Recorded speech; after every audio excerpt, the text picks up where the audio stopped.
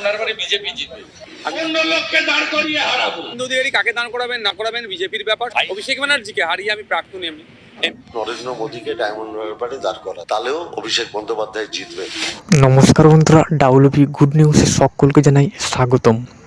আজকের আলোচনা লোকসভা কেন্দ্র ডায়মন্ড হারবার লোকসভা আসনটি নিয়ে রাজ্য রাজনীতিতে চর্চা চলছে ইতিমধ্যেই। 2024 সালে ডায়মন্ড হারবার লোকসভার ভবিষ্যৎ কী হতে চলেছে। নওশাদ সিদ্দিকী অর্থাৎ আইএসএফ প্রার্থী হিসাবে এই আসনটিতে ডায়মন্ড হারবার লোকসভা আসনটিতে দাঁড়াতে চলেছে ইতিমধ্যেই ঘোষণা করেছেন। অপরদিকে কংগ্রেস অর্থাৎ অধীর চৌধুরী সমর্থন জানিয়েছেন আইএসএফ প্রার্থী নওশাদ সিদ্দিকী। সেই ক্ষেত্রে এই আসনটিতে কংগ্রেস প্রার্থী দেবে না, অর্থাৎ আইএসএফ নওশাদ সিদ্দিকী প্রার্থী হলে। তো কী বলছে অধীর চৌধুরী আমরা দেখে নেব। ডায়মন্ড হারবারে আইএসএফ যদি দাঁড়ায় তাহলে খোকাবাবুর বিপদ হওয়ার সম্ভাবনা প্রবল। এটা আমার কাছে একটা খবর আছে। লাগাতার জয়ী হয়ে আসছেন এই আসন থেকে 3 বারের সংসদ অভিষেক বন্দ্যোপাধ্যায়, অর্থাৎ তৃণমূল কংগ্রেসের টিকিটে। বিজেপির পক্ষ থেকে অর্থাৎ শুভেন্দু অধিকারী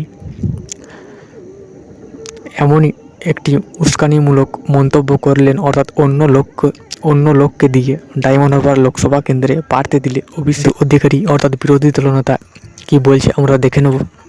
অন্য লোককে দাঁড় করিয়ে হারাবো, বিজেপিকে জেতাবো। আবার বলছি, ডায়মন্ড হারবারে ভাইপোকে হারাবো। শুনে নেব নওশাদ সিদ্দিকী কি বলছে। জানি না হারার ভয়ে হয়তো তিনি এখন থেকে পলায়ন করবেন নাকি জানি না। আমি আশা করবো উপমুখ্যমন্ত্রীকে বিসর্জন দিয়ে 2024-এ ডায়মন্ড হারবার থেকে তিনি লড়াই করবেন। তার বিরুদ্ধে আমার ইচ্ছে আছে, আমি লড়াই করব।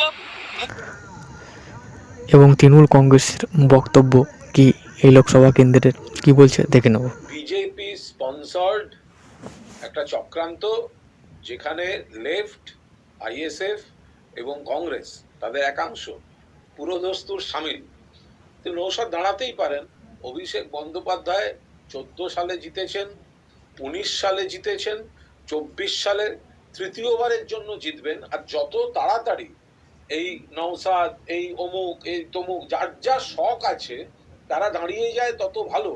কারণ তত গোহারা হারার পর এরা মুখ দেখাবার মতো মুখটুকু হারিয়ে ফেলবে। 4 লক্ষ ব্যবধান হবে এবছর। তো অভিষেক বন্দ্যোপাধ্যায় তার নিজে সারা বছর অভিষেক বন্দ্যোপাধ্যায় কাজ করেন। সারা বছর ডায়মন্ড হারবারের মানুষ করোনার সময় ভুলে গেলেন কল্পতরু, তারপর থেকে আরম্ভ করে সমস্ত রাস্তা, জল, সেতু, বিদ্যুৎ এবং অন্যান্য পরিষেবা। অভিষেক বন্দ্যোপাধ্যায় বলছেন 4 লক্ষ ভোটের ব্যবধানে জিতবো। তো এখন অভিষেক বন্দ্যোপাধ্যায় কাদের গলার কাঁটা? বিজেপির। সেই জন্যই বিজেপি এই সিপিএম, আইএসএফ আর কংগ্রেসের একাংশ যেগুলো বিজেপির দালাল সেইগুলোকে ব্যবহার করছে। এই খেলার মধ্যে যারা আছে তারা সবকটা বিজেপির দালাল। একটা ভোট নষ্ট করালে বিজেপি কে বলবে দেখো তোমাদের হয়ে কাজ করে দিলাম। মানুষ বোকা। আমরা তো এটা বলছি, তো এটা গোটাটা বিজেপির বি টিমের কাজকর্ম।